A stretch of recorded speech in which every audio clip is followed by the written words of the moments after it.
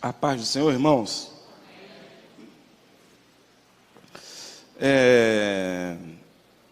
Mês da família.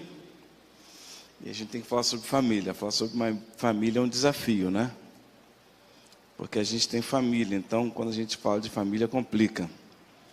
Não sei se vocês sabem, eu sou assistente social. E eu me lembro que na minha graduação, eu fiz fora do país. E na minha graduação eu tinha que escolher tinham 3 formas de graduação e eu podia escolher uma delas.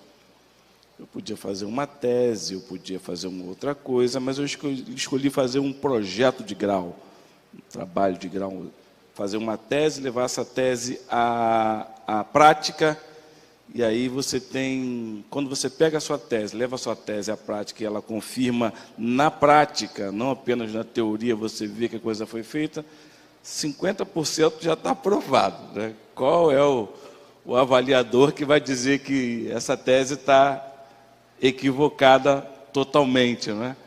Como brasileiro é meio forgado, eu falei, eu vou fazer isso mesmo. E fiz.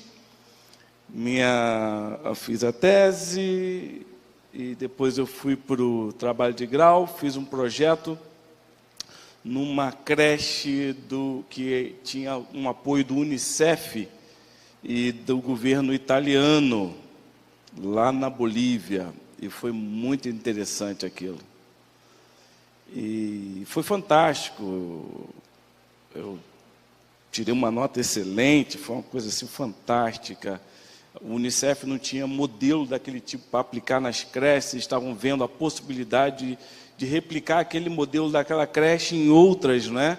Do UNICEF, foi muito legal. Na minha defesa estava lá representante das Nações Unidas do UNICEF, foi chique, eu falei, uau! Né? Meu trabalho foi sobre escola de paz, essa importância da criança estudar e ter essa formação continuada em casa. E em casa ela desaprendia aquilo que era aprendido lá na escola. E isso era muito sério, e não tem como você trabalhar com a criança sem trabalhar com o universo da criança. E foi tomado em conta isso, foi algo interessante.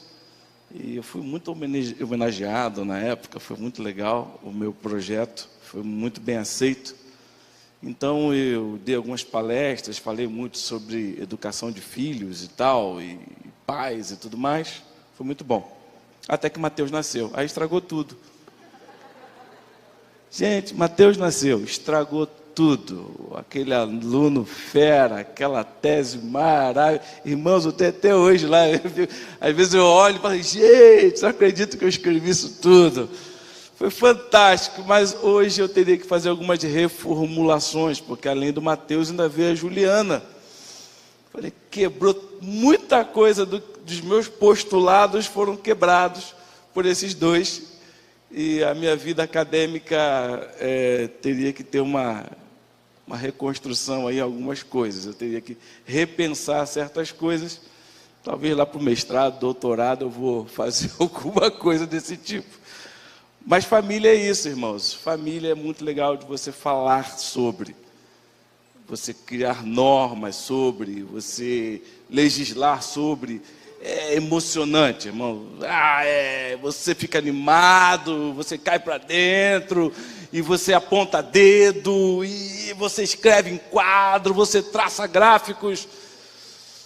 Mas ser família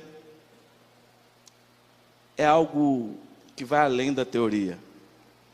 Então, muitas teorias caem quando você deixa de falar família e você passa a ser família. E é sobre isso que eu quero falar com vocês hoje. Amém? Um assistente social frustrado. Por 2 pequenos infantes. Vamos lá. Família, vamos orar. Deus, dá-nos graça para que a gente consiga hoje compartilhar algo e que seja de utilidade para os nossos irmãos, de aplicabilidade na realidade deles. Não seja algo que fique apenas num conceito, apenas no campo das ideias, mas que a gente consiga sair daqui e colocar em prática o que ouvimos nessa manhã. Abençoa-nos, fala a cada coração, é o que eu te peço, em nome de Jesus, amém. Eu estava pensando no que falar sobre família, e é difícil, e quando a pastora Leila falou que esse mês da família ia ser muito prata da casa, não é, pastor Carlos? Prata da casa, caixa baixa é prata da casa. A gente nunca fala em mês da família, porque a gente, para que ouvir a gente? Já ouve a gente sempre, né? Vamos trazer o pessoal de fora, né? Mas esse mês foi caixa baixa, então a gente está falando. Eu penso no que eu vou falar para esse pessoal sobre família. Me ocorreu algo interessante, como introdução. A Eliana voltou à faculdade, ela teve que fazer um apostilamento, né? Então o pessoal da família lá juntou, missionários sem grana. Gente, contribui com missões aí, gente, por favor, lembra de mim, quebra galho aí. Então o pessoal da família juntou e tal, não, você tem que fazer isso aí que é importante. Ela fez pedagogia há uns quantos anos atrás? 30 anos atrás, sei lá. Então ela tinha que fazer um update, um upgrade aí. E a faculdade estava propondo isso, havia possibilidade, então o pessoal da família juntou a grana, você vai fazer. Assim que ela vai todo final de semana para São Paulo, fazer a faculdade lá, para fazer esse apostilamento. E tem sido uma coisa assim interessante. Vocês ficam felizes com isso, amém? Só que quem tem que cuidar das crianças sou eu. Aí eu fiquei, tive que mudar minha folga de segunda para sexta-feira, reformular algumas coisas e tal, e encarar a criançada. Olha, gente, daí surgiu isso que eu estou, assim, um tema para falar hoje para vocês. Primeira semana sem Eliana em casa. Quinta-feira à noite, deixamos ela na rodoviária Novo Rio, tchau, tchau, beijinhos e abraços. Ela entra no Pluma e vai estrada fora. E eu olhando para as crianças olhando para mim no carro, eu falei, vamos aprontar todas. Foi pipoca, refrigerante, vai comemos de tudo, bombom, doce, foi uma loucura, irmão. 3 da manhã e à noite era 2 crianças, 3, sei lá. Foi uma loucura, assistindo filme, jogando videogame. O dia estava amanhecendo, Juliana caiu pelo canto, eu e Mateus rimos, caiu Juliana, vamos continuar, vem que é o último a cair. Foi uma loucura, gente, foi muito, muito, muito legal. Eu não aguentei, Mateus ganhou. Vamos dormir, papai, vamos dormir. Autoridade máxima, né? Eu vou perder, o último a dormir ganhava, né? Não, vamos dormir os 2. E dormiu todo mundo, os 3 numa cama só, felizes da vida, bagunçando, os mosquitos comendo a gente. Mas foi muito interessante. Ninguém lembrou da Eliana. Ninguém lembrou de saudade. Aquela frustração quando mãe chega em casa, chorando, Eliana, meus filhos. As crianças, acabou. Acabou, mamãe chegou e estragou tudo. Foi muito legal. E sentiu saudade. Não, mãe, foi legal, não sei o quê. Papai queimou pipoca, as panelas queimadas, aquela coisa toda, aquela loucura em casa. Foi tremendo. E eu pensei, gente, o pai que toda criança gostaria de ter. Foi o que eu pensei, gente. O pai que toda criança gostaria de ter. Qual seria o perfil desse pai? Então hoje eu não vou falar para mulheres, eu vou falar para homens. Amém? A pastora Leila pega pesado com os homens, só batendo, eu ali, não vou fazer isso. Só que agora é família mesmo. Eu sou preletor oficial do mês da família, né? Só não tem a oferta do preletor que veio, mas tudo bem. Assim que eu tenho a prerrogativa de estar com a palavra e falar. Então eu vou falar para homens. Homens, você se deu bem, mulherada, quietinha, pergunte ao seu marido em casa. O apóstolo Paulo fala isso. Vamos lá. Qual é o perfil do pai que toda criança gostaria de ter, gente? Baseado nas noitadas lá de casa de final de semana. Eu pensei, vamos lá, vai comigo aí. O que eu escrevi aqui, essa lista que eu fiz, ela não é minha. Eu tomei como base uma lista feita por uma delegacia de polícia, lá de uma cidade dos Estados Unidos. Eu achei bem interessante, já utilizei isso outras vezes, muito bom. Uma delegacia de polícia dos Estados Unidos ela colocou isso na página de internet deles. Eu achei legal, falei, uau, isso aí. Então eu peguei isso, adaptei para o nosso contexto, para a nossa realidade, e vi dicas para que você, pai, seja o pai que toda criança gostaria de ter. Vai comigo aqui.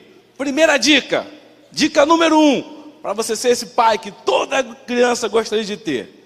Vamos lá. Dica 1, desde a tenra idade, dê tudo que o seu filho te pedir e não lhe negue o prazer de ter as coisas. Primeira dica, para você ser o pai que toda criança gostaria de ter. Dê tudo o que o seu filho te pedir. Não lhe negue nada, não lhe negue nenhum prazer de ter, de possuir coisas. Dica número 2. Apanhe tudo que o seu filho jogar ao chão. Guarde os seus brinquedos, seus livros da escola, suas roupas jogadas pela casa. Não coloque peso de responsabilidade sobre uma criança. Dica número 2. Dica número 3. Não negue as alegrias do apetite de seu filho. Permita que ele coma as comidas alegres das propagandas da televisão. Permita a ele escolher o que quiser colocar no carrinho de supermercado. Refrigerante, doces, salgados e tudo mais. Dica número 4. Dê todo o conforto que possa para o seu filho. Você sabe como é duro e penoso o esforço para conquistar essas coisas. Não permita este incômodo para o seu querido filho. Assim, dê todo o dinheiro que ele precisar sem ficar questionando. Dica número 5. Vamos lá? Não dê orientação religiosa para o seu filho. Deixe ele curtir a vida. Quando for maior, ele decidirá qual religião vai seguir. Dica número 6. Quando ele disser palavrões ou fizer algo indevido, tente olhar pelo lado bom e divertido. É engraçado uma criança falar palavrão.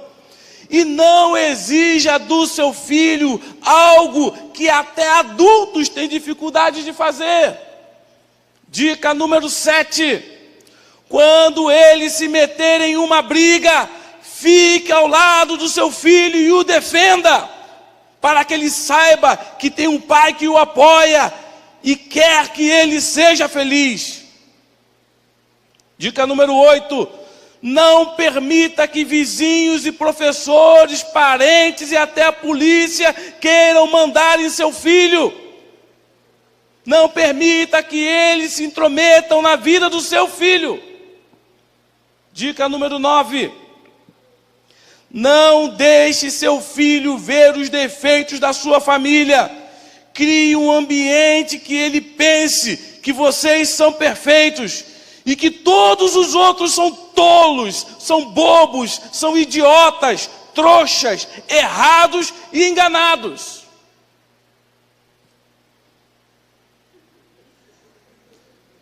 Com certeza, se você seguir estes modestos conselhos, você será o pai que toda criança gostaria de ter. Com certeza, o pai que toda criança sonha é um pai assim, desse jeito.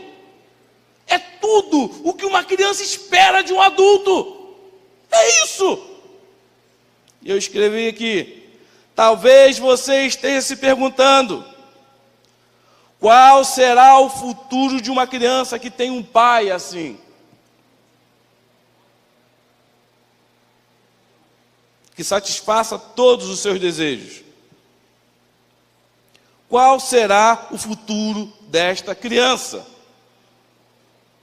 Os policiais daquela delegacia lá dos Estados Unidos, eles foram categóricos em afirmar que é desta forma que pais sem pulso firme produzem bandidos, estelionatários, fraudadores e todo tipo de corruptos.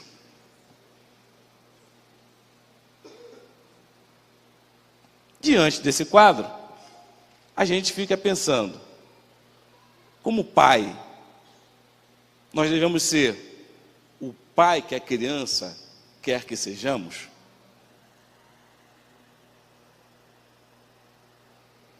Olhando para a minha família, olhando para a sociedade, eu creio que nós deveríamos mudar algumas coisas e buscar ser o tipo de pai que a sociedade precisa ter.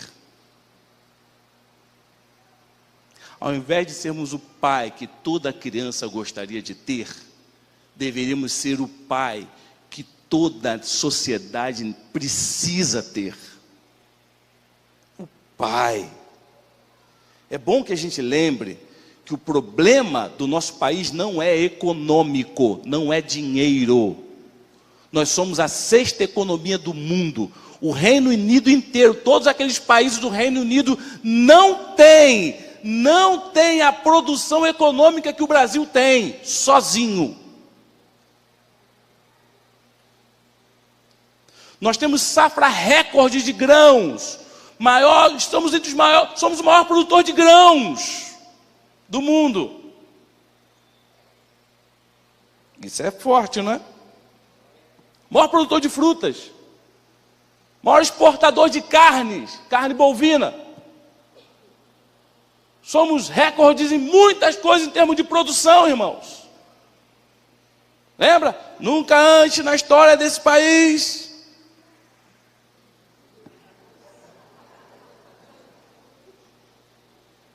O problema não é dinheiro, irmãos. Um país onde uma pessoa só tem que devolver 159 milhões de reais. De uma única empresa, alguém consegue roubar 2, 3, 4 bilhões de reais em uma década.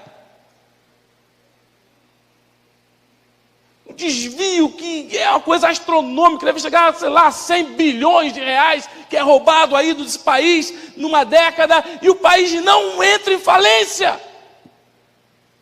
Você mais chupa uma laranja, cospe, daqui uma semana você vê está nascendo.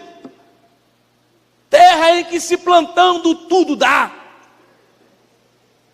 Problema do nosso país talvez seja em relação aos valores, uma crise de valores, crise do que realmente importa, valor.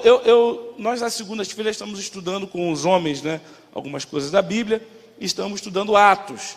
Eu entendi que para passar por Atos sem entender sobre cultura não seria bom, então dei uma aula uma introdução sobre cultura, não é? E expliquei que nós temos as nossas atitudes, nosso comportamento é aquilo que fazemos, correto? E os nossos comportamentos é o que a gente vê, mas ele está pautado nos nossos valores. Valores é aquilo que é bom, aquilo que é melhor, aquilo que é importante, aquilo que é prioridade, aquilo que nós como sociedade convencionamos de que isso aqui é o importante. Esse é o valor. E isso define o nosso comportamento. Mas os valores são definidos por algo que está mais profundo, que são as nossas crenças. A crença é o que define o que é a verdade. E mais profundo você tem a cosmovisão, que diz o que é a realidade, né? Então a verdade é definida pela crença. Se temos um problema de valores, Como é que a gente vai mudar os valores se a gente não consegue mudar as crenças? Você não consegue estabelecer novos valores para a sociedade se você não muda as crenças da sociedade.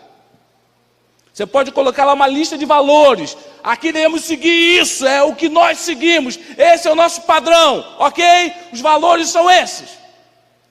Daqui a 3, 4 dias tem gente burlando aquilo ali, inventando um jeito. Por quê? Ele não acredita que aquilo ali tem a ver com ele. Ele crê que ele está acima daquilo.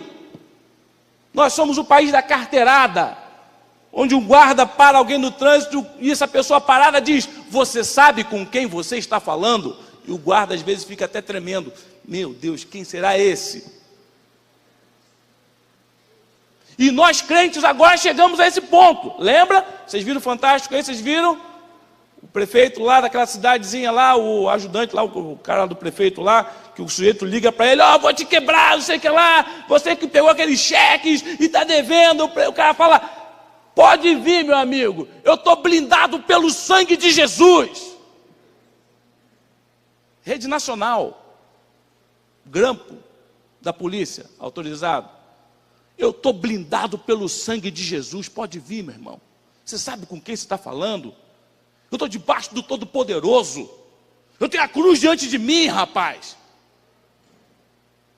Para mim não tem encantamento não, para mim não tem encantamento não, para mim não tem não. Que crença é essa que produz esses valores? Que não consegue andar a segunda milha, que não consegue amar o inimigo, orar pelo que persegue, que não consegue deitar a túnica, que não consegue dar outra face. Que crença é essa? Então, o problema do nosso país tem a ver com valores, tem a ver com crença, tem a ver com qual é a verdade. Pastor, para com isso. A sua verdade é a sua verdade, a minha verdade é a minha verdade. Para você é isso, mas para mim é isso. O que a gente vive isso. Como é que se chama isso? Pós-modernidade, onde a relatividade toma conta. Por isso você vê a igreja como está. Sociologicamente dizendo, talvez a instituição mais pós-moderna que existe hoje na atualidade seja a igreja neopentecostal. Que a gente consegue se dividir, se fracionar debaixo de uma única verdade e cada um interpreta a verdade do seu jeito. É a briga para ver quem interpreta melhor. A minha interpretação é melhor por quê? Porque tem mais gente me seguindo. E a sua? A minha é melhor porque tem mais gente sendo curada. E a sua? A minha é melhor porque tem mais gente ganhando dinheiro. A minha é melhor... Bem-vindo. A pós-modernidade já está dentro da igreja há muito tempo. Chegou como radiação e a gente não percebeu. Então, como nós somos cristãos bíblicos, da primeira igreja batista de Trindade, a gente vai para a verdade absoluta, porque para nós existe uma verdade absoluta, que não é relativa, é uma verdade inamovível. Ela é estabelecida e não tem ninguém que arranque daí, e essa verdade é a palavra de Deus. Ela é a verdade, ok? Se ela é a verdade, ela vai definir a minha crença. Se ela define a minha crença, aí é daí para cima, meu amigo. Os valores e os comportamentos vão ser afetados porque eu creio na palavra. Assim que eu escolhi a palavra de Deus para falar para você, pai, abra lá em Efésios, capítulo 5.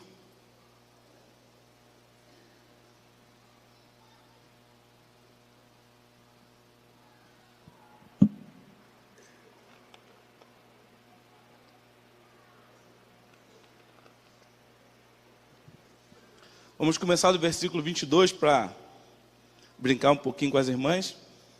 Tem que fazer isso, né? Pai não vai deixar essa manhã passar sem dar aquela, né?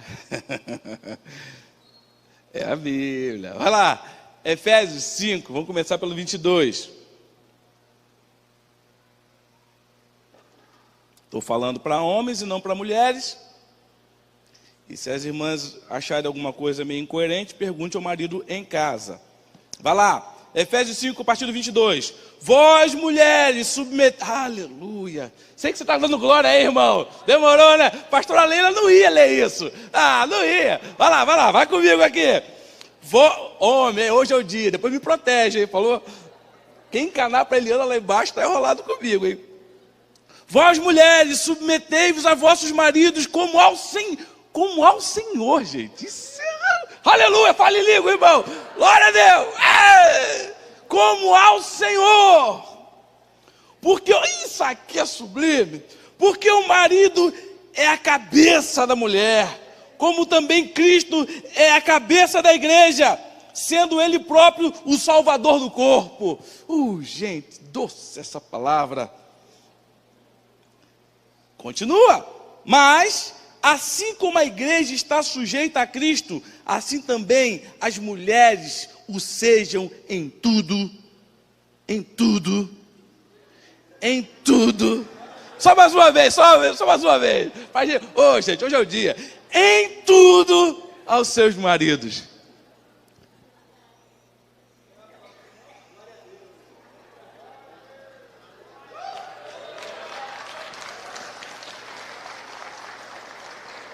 Pode acabar a pregação, né? Vocês riem porque vocês não creem que isso aqui é verdade. Vocês riem porque vocês não creem que isso aqui é verdade. Porque vocês não creem que isso aqui é inspirado por Deus. Por isso eu prefiro a minha verdade, a minha interpretação desse texto. Por isso eu relativizo isso. Porque me cai melhor. Cai bem para mim. Ok? Então eu vou ficar com a minha interpretação, você fica com a sua, tu fica com a sua, e beleza, estamos na pós-modernidade mesmo, vamos para essa bagunça que é isso mesmo. E o bacana é que aqui não fala, mulher, ame o seu marido. Interessante, né? Não fala isso, mulher, ame o seu marido. Tem na Bíblia, lá em Tito, né? Tito 2, Tito 2, 4, acho, coisa assim, fala que as mulheres mais idosas, né, as casadas mais idosas, devem ensinar as casadas mais novas como amar o marido. Diz isso lá. Porém, passa aí, vai para o 25, e agora a chapa vai ficar quente. Irmãs, não fiquem com essas expressões, essas manifestações, guarde isso para a sua casa, no seu lar, você perguntar ao seu marido se isso é isso mesmo. Vamos lá, 25. Vós, maridos, amai as vossas mulheres. Já começa rasgando. Paulo estava enjoado aqui. Vós, maridos, amai as vossas mulheres, como também Cristo amou a igreja e a si mesmo se entregou por ela. Irmãs, sem manifestação pública, por favor. Gente, qual mulher não se submete a um homem desse? Qual mulher não se submete a um marido que ama a esposa tal como Cristo amou a igreja? Qual é o padrão? É Cristo. Você sabe o que significa cristocêntrico? É que ele é o padrão. Você sabe o que significa padrão? É padrão. A gente chama de paradigma. Aquilo que vai te pautar e você não tem nem que ficar pensando sobre por que aquilo é o padrão. Colocou no gabarito, encaixou, foi. Misturou, bateu, vai. É assim, esse é o padrão. Ok? O padrão é Cristo. Então tudo tem que ser gabaritado na pessoa de Cristo. A tua vida, as tuas decisões, a tua fala, o teu comportamento, os teus valores, a tua crença tem que gabaritar com a pessoa de Jesus. Isso é ser cristocêntrico. E aqui diz que o marido tem que amar como Cristo amou. Como é que Cristo amou a igreja? abriu mão da sua glória, e semelhante a um homem se humilhou, servo tornou, e como servo foi obediente até a morte, e foi só descendo até a morte de cruz, foi traído, foi enganado pela igreja. Para homem, isso aí foi enganado pela igreja, e amou até o fim, trouxe de volta, purificou, limpou, ensinou. Qual mulher não se sujeita a um homem como esse? Assim que dica número 1 para você ser o pai que toda a sociedade precisa ter: ame a sua esposa, ame a mulher a mãe do seu filho, ame, amém?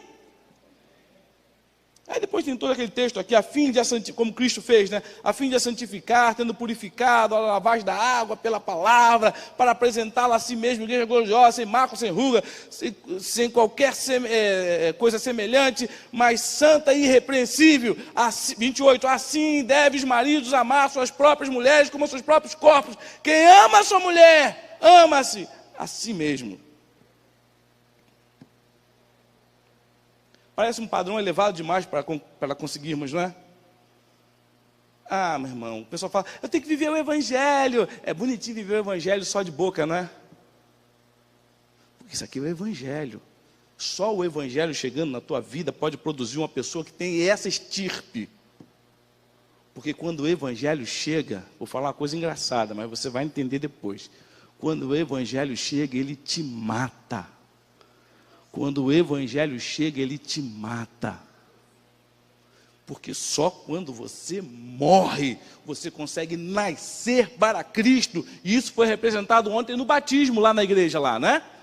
Morri para esse mundo, eu nasci para Deus. Nasceu mesmo. Porque esse padrão é para pessoas que morreram para esse mundo. Para os seus próprios valores, para os seus próprios padrões estabelecidos. Se a família é a célula máter da sociedade, máter, lembra de máter? Mãe. Como é que eu vou dizer? Matriz, que dá início. A célula máter da sociedade é a família. Se a família é a célula máter da sociedade, o casal é a célula máter da família. Tomou? Destrói o casal, você coloca em risco a família. Destrói a família, você coloca em risco a sociedade.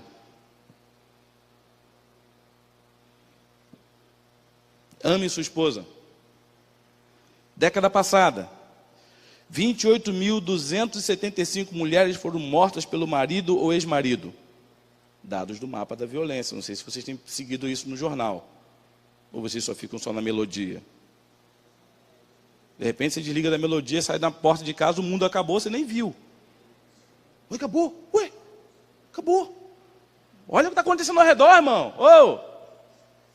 Fica só preparando uma tenda para Moisés, para Elias, para o Senhor, ficar por aqui mesmo. Ei.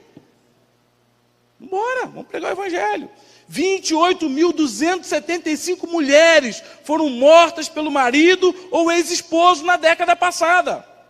Hoje, a cada 4 minutos, uma mulher sofre violência no Brasil. Hoje, a cada 4 minutos, uma mulher sofre violência nesse país. Marido, ame as vossas mulheres. Quando a gente está falando disso, isso a partir de São Gonçalo, isso ganha outra conotação a partir de São Gonçalo. Porque na nossa cidade, de cada 3 pessoas, uma é evangélica. De cada 3 pessoas, uma é evangélica em São Gonçalo. Quando essa estatística continua vigente em São Gonçalo, complica. Tem algum irmão aí dando... pegando a mulher em casa aí, gente. Porque senão não encaixa. Tem alguma coisa errada nisso aí, gente. Marido, ame a sua mulher. Nada é tão destruidor para uma sociedade como a desagregação familiar. Nada é tão destruidor para uma sociedade do que uma degradação familiar. Isso está aqui. Versículo 32, lá de Efésios 5. Grande é esse mistério, mas eu falo em referência a Cristo e a igreja. Ele compara o esposo e a esposa com Cristo e a igreja, para você ver a importância que tem a família para o reino de Deus. Você não está brincando, gente. Deus vai pedir conta desse treco. Ah, não, mas essa é a sua verdade, pastor. A minha verdade é outra. Eu creio numa coisa mais light, que mais encaixa para a minha realidade. Vai fazendo esses ajustes na palavra de Deus, nas suas interpretações, e você vai ver onde você vai parar. Talvez não, você vai ver onde você não vai parar. Vamos lá, continua comigo aqui. Efésios 6. Entra no Efésios 6. Então eu falei, pai, ame a sua esposa. E agora, pai, ame a seus filhos. Efésios 6. Vós, filhos, sede obedientes a vossos pais no Senhor, porque isso é justo. É justo obedecer ao pai. Entendeu, filho? Você que é pai aí, ó, moral que eu te dei aí agora, hein? Teu filho tem. E se não obedecer, tem um negócio que você pode usar aqui, ó. Diz lá, versículo 2: honra teu pai e tua mãe, que é o primeiro mandamento com promessa, para que te vá bem e sejas de longa vida sobre a terra.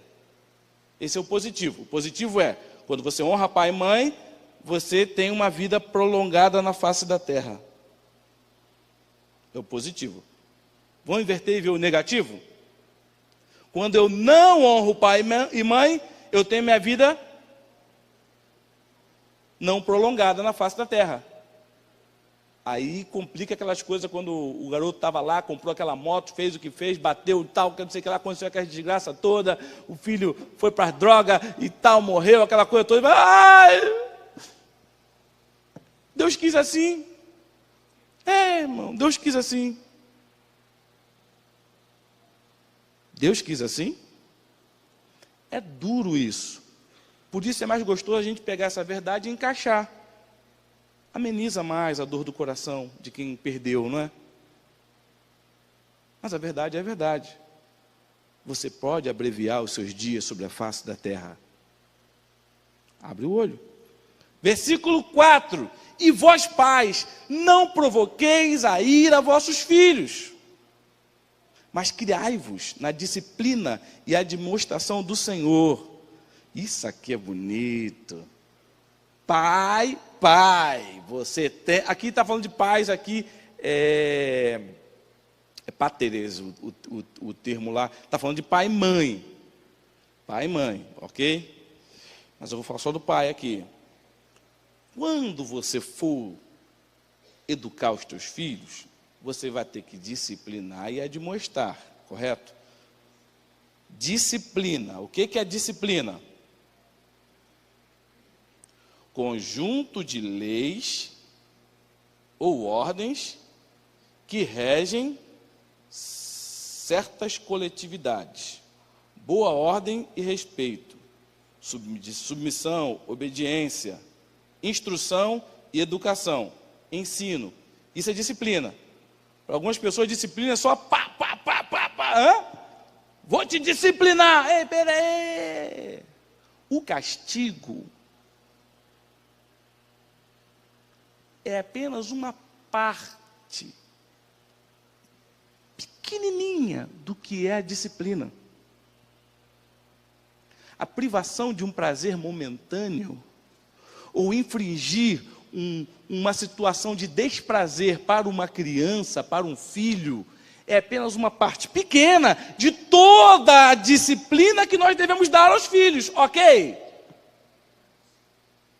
E você não deve usar somente quando você for colocar as normas, o castigo, que a gente chama de castigo, é forte essa palavra, né?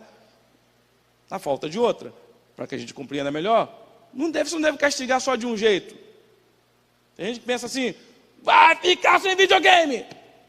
Semana que vem, vai ficar sem videogame. Você pensa que isso para a criança é legal? Chega uma hora que a criança já começa a fazer cálculo custo-benefício, né? Se me castiga, eu fico sem videogame. Se eu faço videogame, eu fico tantas horas sem videogame, vale a pena.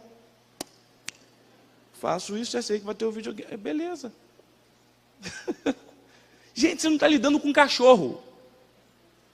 Cachorro é condutivo o tempo todo, praticamente o tempo todo condutivo, né? Você é condutivista nele. Criança não. Criança consegue pegar mais 47, mais tal coisa, juntar e criar uma informação nova e chegar às suas próprias conclusões. Por isso você fala, meu Deus, eu nunca ensinei isso a essa criança, como conseguiu? Meu amigo, é ser humano. É ser humano. E esse pequenininho, se fosse bem ensinado, poderia colocar um satélite no espaço. Tem quase todo o potencial para isso. É que nosso país não deixa.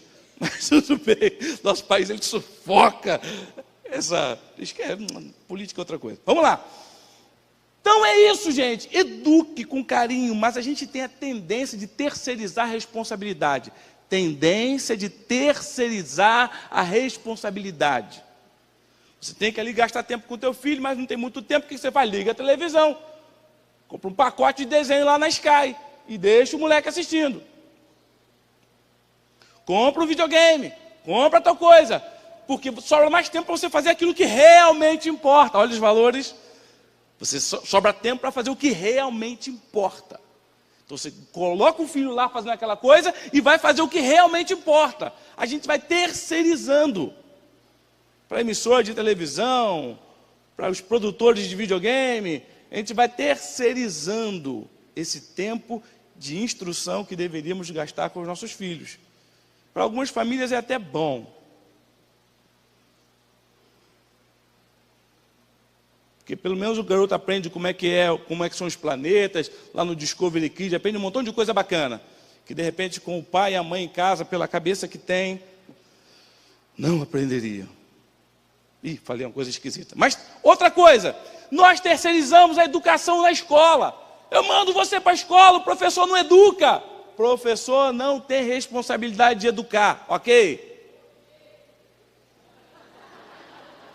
Professor é tudo assim, professor tudo meio marxista, gente. Já quer fazer greve, levantar bandeira aqui. Ô, professor, segura aí, hein? Olha lá, esse povo de professor é mole. Professor, a gente pensa que o professor tem que fazer isso. E não é, meu amigo, é contigo. Como diz o Cláudio Duarte, é tu, meu irmão, é tu, campeão. Eu acho bacana quando ele fala isso, é tu, campeão. Fica sendo aquela coisa de Bob Esponja, eu acho bacana quando ele fala aquilo naquela palestra, né? Gente, é isso aí, é você, cara. Gastar tempo de qualidade com os teus filhos, que ele aprenda com você os valores corretos, para ele poder viver a vida. Porque senão o terceirizado vai ensinar os valores dele. Embutido naqueles desenhos, tem crenças ali embaixo. E que vai entrar. Ok? Não tem como não permitir. Mas você tem que inculcar os valores que são os seus. Vamos lá, continua comigo. A gente também terceiriza na igreja. Pessoal, minha esposa queria que eu falasse isso. Você entrega a educação cristã do teu filho para o pessoal da escola bíblica dominical, não é? Vai lá, filho, aprender a palavra de Deus. E como é que faz? O cara chega tarde. Você sabia que a classe lá embaixo começa às 9 horas da manhã? Aí ele chega aqui às 10 para o culto. A professora já está desde 9 da manhã ensinando, o teu filho entra no meio.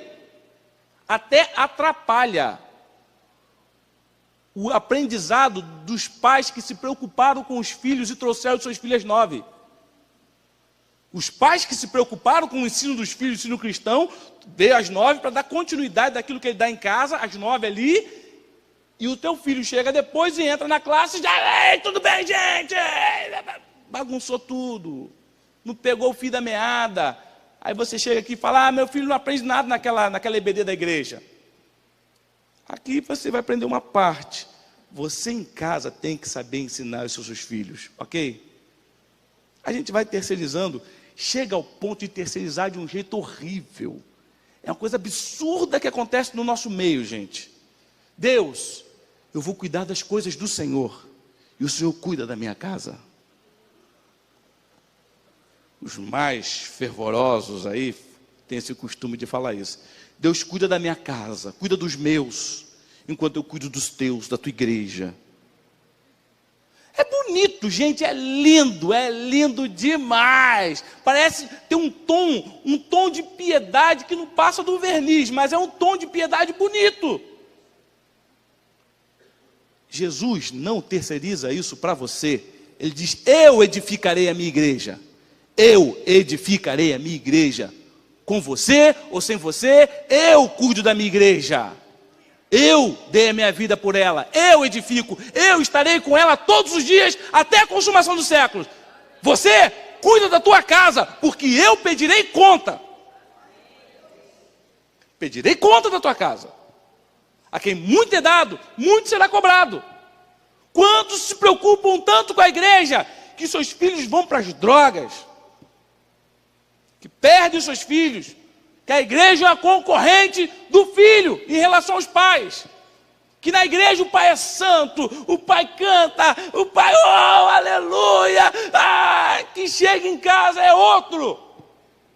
Você está ensinando um valor para o teu filho, que religião é apenas na igreja. A vida com Deus é apenas na igreja.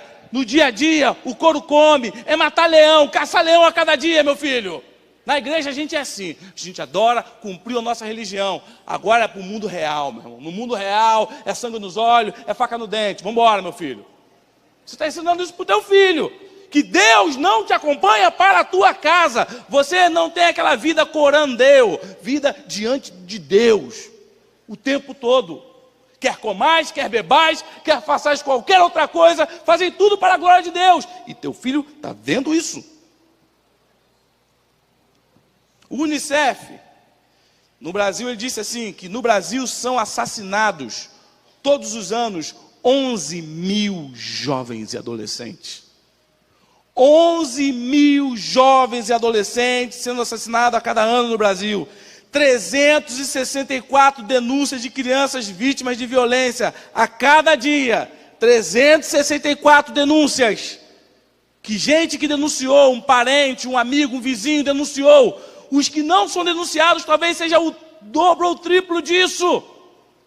E boa parte disso é de abuso sexual por parte de familiares e pessoas íntimas da família.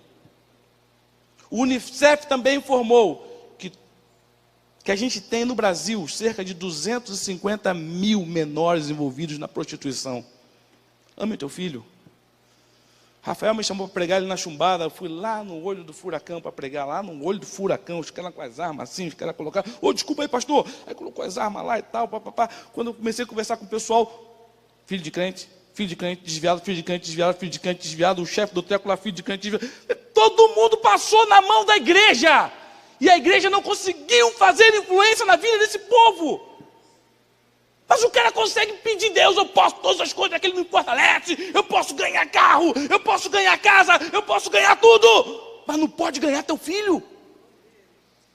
Não pode ganhar um tempo a mais para estar com seu filho, para ensinar o seu filho que Deus é esse que você serve. Que Deus é esse que estamos servindo aqui em São Gonçalo. Que valor é esse que a gente está seguindo, gente?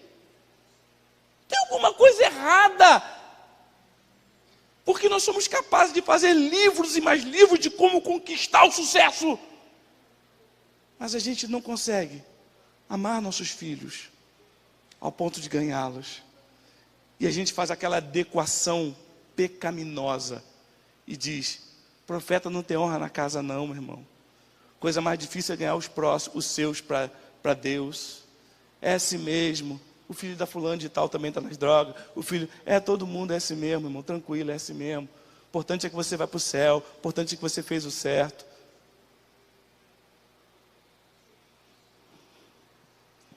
A figura do pai. Eu tenho que acabar. A figura do pai está bem desgastada em nossa sociedade. Bem desgastada. Mais uma vez, a figura do pai está bem desgastada. É na América Latina inteira. Uma freira católica, que trabalhava num presídio, não me lembro se era na Guatemala ou se era na República Dominicana. Ela trabalhando no presídio, tinha uma parte do presídio grande, que era do lado assim, de mulheres, outro lugar tinha um outro presídio de homens. No presídio de mulheres, ela chegou o Dia das Mães, ela fez para mandar cartas para as mães, né, que estavam em casa, e escreveu, e foi no presídio de homens também fez. Gente, foi tanto pedido de cartão para mandar para casa, que ela teve que ir para uma editora, pedir uma doação numa editora, e eles doaram caixas e mais caixas de cartões para mandar para o Dia das Mães. E escreveram cartões para o Dia das Mães. E foi muito legal. Quando chegou o Dia dos Pais, ela fez a mesma coisa. Ligou para a editora e pediu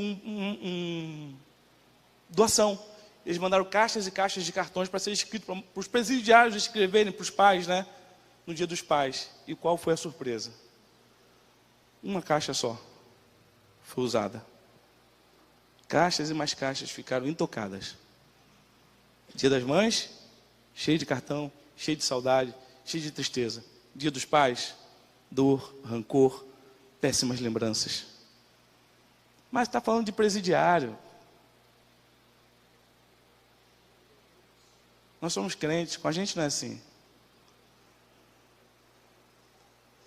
Parece, irmãos, que o diabo está querendo destruir a figura do pai na sociedade. Eu não sei, a gente teologicamente fica buscando razões para isso, para poder fazer as nossas adequações teológicas também, a gente gosta também de fazer isso, que é concupiscente, né? Será que isso tem relação de que na Bíblia Deus é pai? Será que é por isso? Na Bíblia Deus é pai. Por que será que na Igreja Católica Romana, a tradição romana, a mãe é corredentora e chega a ter preeminência? Será que é a influência da cosmovisão católica no nosso meio? Ou será que realmente é uma ação estratégica de Satanás de destruir a figura do pai? Porque isso afeta a relação direta com Deus. Como Deus é? Deus é aquele cara duro, aquele cara que ama a si. Não sei se você já ouviu falar do livro das 3 faces do amor, do Josh McDowell. Acho que vocês nunca ouviram falar. Ele fala de 3 tipos de amor. O amor si é aquele eu amo se. Eu amo se você fizer. Eu amo se você obedecer. Papai me ama, por quê? Porque eu sou obediente. Meu esposo me ama, por quê? Porque eu lavo a roupa dele, eu cuido da casa. Será que esse é o amor que Deus nos ama? Deus nos ama com amor incondicional. Você estava perdido, você estava acabado, a tua vida não valia mais nada, você já era réu do inferno. E contrariando todas as regras, Ele te viu perdido, necessitado, te amou, te buscou e você não quis vir. Ele enviou pessoas a falar com você e você humilhou certas pessoas. Você tratou com desinteresse a mensagem da salvação que chegou até você. Mas Deus te perseguiu. Deus não desistiu de você nem um instante. Você foi para as drogas, você foi para a bebida, você foi para a prostituição, você foi para o egoísmo, você foi para trabalhar, não esquecer de tudo, você foi para tudo isso. E Deus foi atrás de você. Estou aqui. E Ele venceu. Te venceu no cansaço. Você se rendeu a esse amor. E talvez você tenha que olhar mais para Deus. Porque talvez olhando para Deus você descubra o Pai que toda a sociedade precisa ter. Eu não sei se você quer ser um desses. Eu não sei se você quer ser um dos tais. Mas eu quero dizer uma coisa. Se você não quiser, talvez a nossa sociedade continue perecendo. Ah, pastor, eu não tenho coragem, vai me custar muito. É disso que se trata. Vai custar muito. Vai custar meu tempo? Vai custar o seu tempo. Vai custar, de repente, eu ter que procurar outro emprego? Vai custar ter que procurar outro emprego. Eu não vou ter tanto rendimento como eu tenho agora. Vai custar isso também. Porque o que está em jogo não tem preço. É a família. A primeira instituição criada por Deus. Eu quero terminar. A hora já se foi, já falei bastante. Outro congresso, outro mês da família, a gente fala mais se tiver caixa baixa. Mas eu quero que você leve para casa isso. E que você consiga colocar isso em prática de algum jeito. Pelas suas próprias forças, talvez você não consiga. Talvez você tenha que morrer mesmo. Dizer, Senhor, que não viva eu, mas que o Senhor vive em mim. E que as decisões que eu tomar em relação à minha família possam ser tomadas no temor do Senhor. Custe o que custar, vou recuperar a minha casa. Custe o que custar, vou recuperar a minha família. E sei que Deus estará comigo e eu posso todas as coisas naquele que me fortalece. Feche seus olhos, vamos orar. Deus, palavra inusitada essa. Mas, diante da sociedade que a gente está vendo, aqui em São Gonçalo, que está tudo ficando cada vez mais perto da gente, coisas ruins estão ficando perto, e coisas boas estão ficando longe de São Gonçalo. O progresso não está vindo aliado apenas com o progresso, mas tanta coisa ruim está chegando junto com o progresso, que minimiza o impacto do progresso. A violência está mais perto. A falta de atendimento na saúde está mais perto. A corrupção está cada vez mais perto. A degradação sanitária está cada vez mais perto. Tudo está cada vez mais perto de ruim. Mas cada vez a igreja está crescendo. Cada vez mais a gente vê igrejas sendo abertas, cada vez mais portas de igreja sendo abertas. E a tua palavra diz que as portas do inferno não prevalecerão contra a igreja do Senhor.